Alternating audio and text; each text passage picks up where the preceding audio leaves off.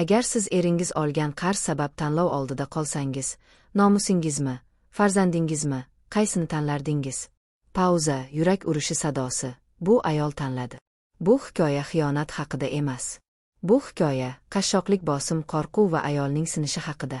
Jamila, 34 yoshda. 2 farzandning onasi. Oddiy oila. Oddiy hayot. Eri, Rustam, halol lekin omad kelmagan, qarz ustiga qarz, oxirgi qarz. Katta summa. Lekin tanlovning narxi juda og'ir bo'ldi. Jamila sabr qildi, sotiladigan narsani sotdi, sukut saqladi, lekin qarz beruvchi erining eng yaqin do'sti edi. U odam bir kuni shunday dedi: pulni qaytarmasa bo'lmaydi. Ohangi boshqacha edi. Kozlari ham. Telefonlar. Tahdid emas, ishora. Men yordam berishim mumkin. Jamila tushundi. Lekin ishonmadi. Bunday bo'lishi mumkin emas.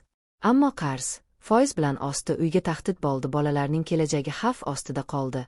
Ayol qachon sinadi deb o'ylaysiz? Pul tugaganda emas, umid tugaganda. Hissiy sinish nuqtasi, 9:20 tort. Bir kecha Jamila yolg'iz yig'ladi. Bolalar uxlab yotardi. U o'ziga savol berdi: agar qarz qaytmasa nima bo'ladi? Farzandlarim-chi? U hali qaror qilmagan edi. Lekin bosim kuchaydi. Bu bitta ayolning muammosi emas. Statistikaga ko'ra, ko'plab oilalar qarz sabab buziladi, ayollar jim azob chekadi, jamiyat hukm qiladi. Lekin yordam bermaydi. Jamila yolg'iz edi. Bir kuni u eshik oldida turib qoldi. Kalit qo'lida titrar edi. Ichkaridan ovoz eshitildi: kirdingmi? Kamera Jamila yuzida to'xtaydi.